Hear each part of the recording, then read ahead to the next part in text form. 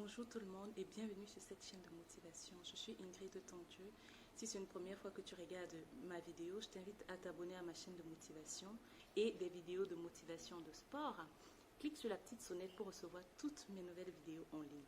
Dans le monde d'aujourd'hui, quand les gens y travaillent, que ce soit pour leur propre projet ou bien dans une société, dans une boîte, dans une entreprise de la place, ils attendent des gratifications.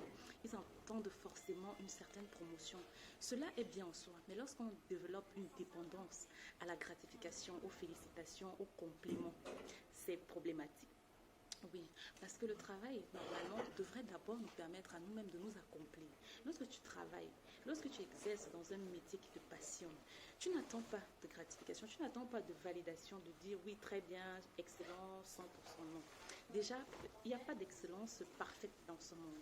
On aspire vers quelque chose de meilleur. On travaille, on s'améliore, on s'éduque, on se forme pour de nouvelles compétences, pour augmenter le niveau de nos connaissances, de nos compétences, pour avoir de nouvelles acquisitions. J'ai remarqué qu'il y a des gens pour qui tout est acquis, qui se sentent tellement arrivés, je ne sais où, qui sont incapables de transmettre ce qu'ils ont appris. Dans les sociétés européennes, on constate que certaines personnes réussissent, elles écrivent des livres, elles créent des vidéos pour garder cela afin que ça puisse être utile à d'autres personnes, que ce soit dans leur pays, dans le monde. Bref, elles vont laisser une traçabilité du résultat de leur travail, de ce qu'elles ont retenu de la vie, de leurs expériences tant personnelles que professionnelles, afin que cela puisse être utile à de nouvelles personnes qui vont venir dans ce monde ou qui sont même déjà présentes dans ce monde. Pour qu'un enfant fasse ses premiers pas, il faudrait qu'on le tienne par les mains, on l'accompagne pour qu'il puisse avancer.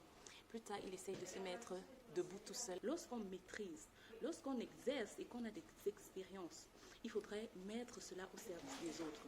Oui, parce que nous sommes nés vierges d'esprit, de corps et d'âme.